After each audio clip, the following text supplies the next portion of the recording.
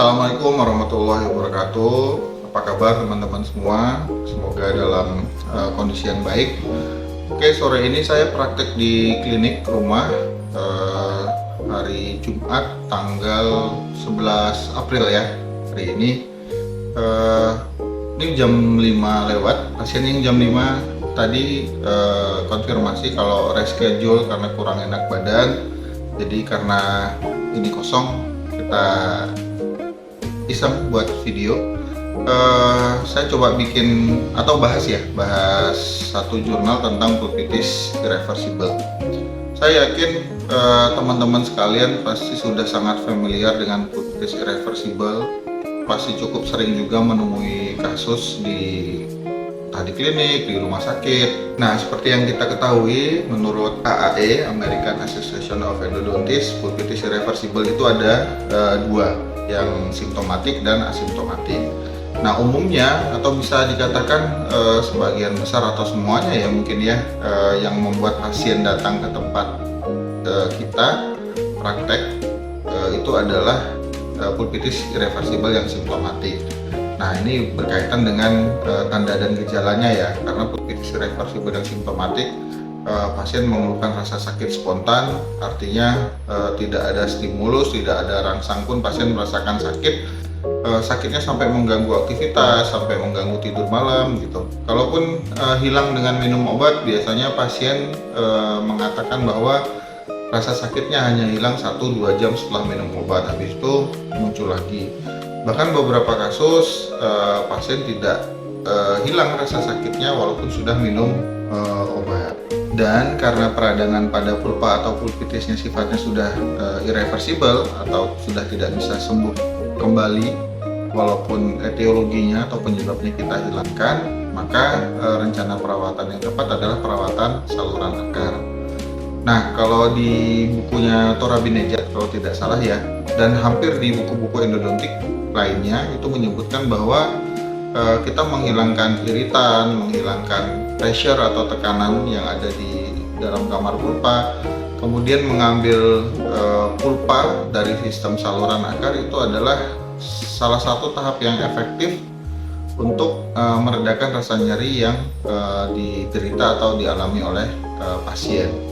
Bahkan di bukunya Grossman itu disebutkan bahwa tidak hanya sebatas pada menghilangkan jaringan pulpa yang terinflamasi, tapi pulpitis irreversible yang simptomatik ini merupakan salah satu indikasi untuk dilakukan perawatan saluran akar 1 kali kunjungan. Artinya langsung dilakukan preparasi saluran akar dan diobturasi saluran akar.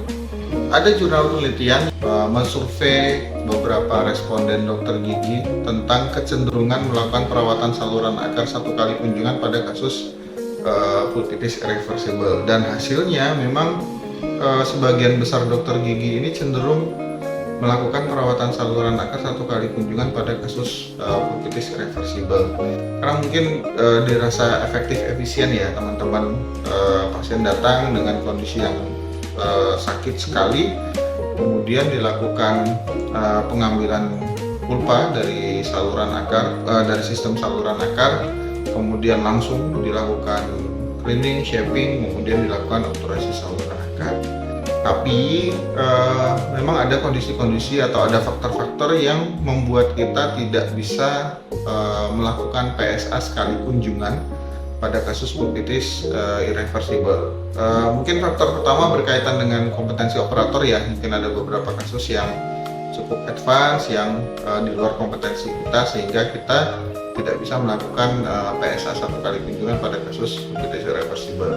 Kemudian yang kedua mungkin berkaitan dengan sarana prasarana ya.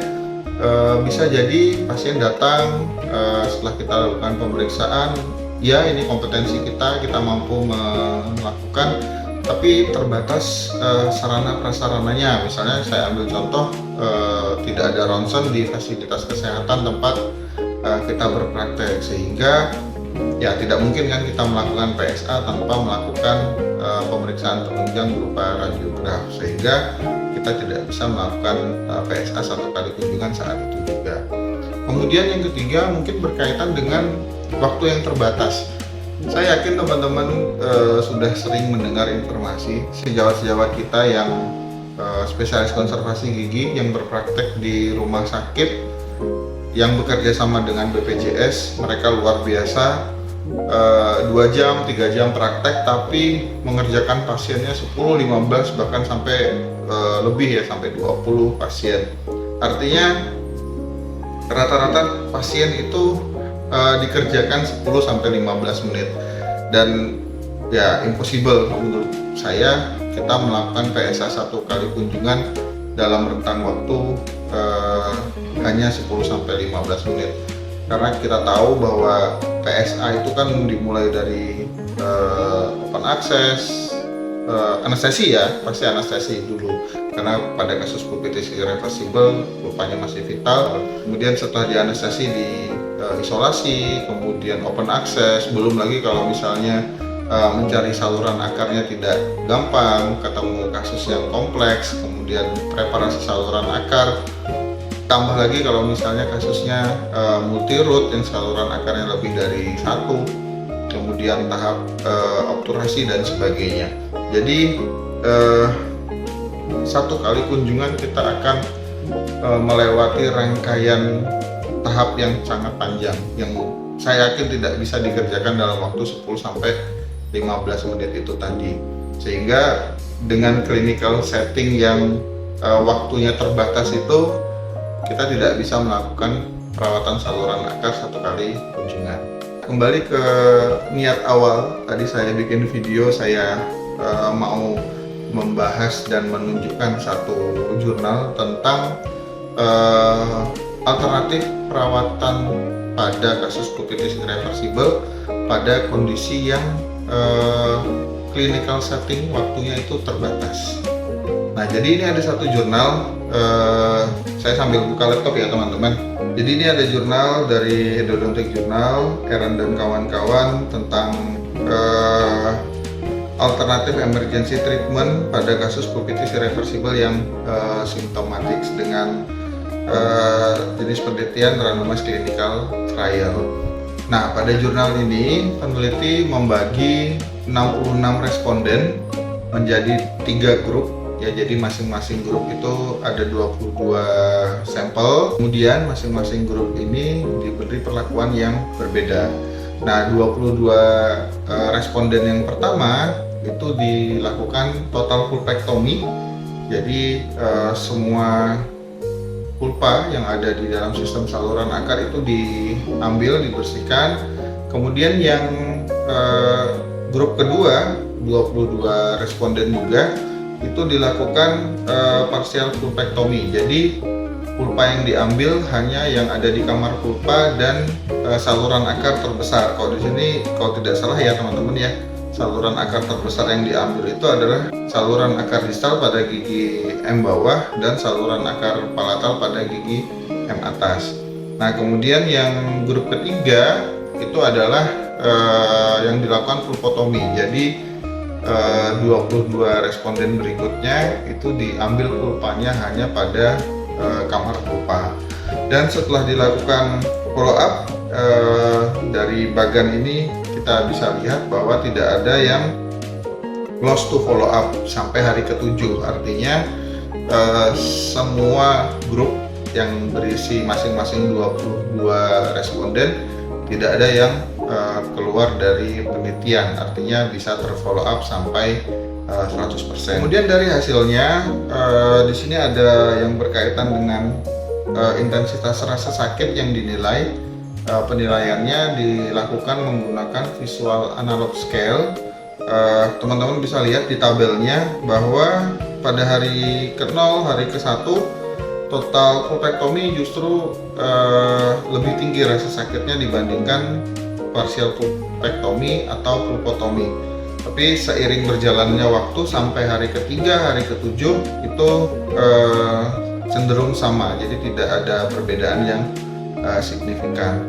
Kemudian yang berikutnya berkaitan dengan kebutuhan analgesik.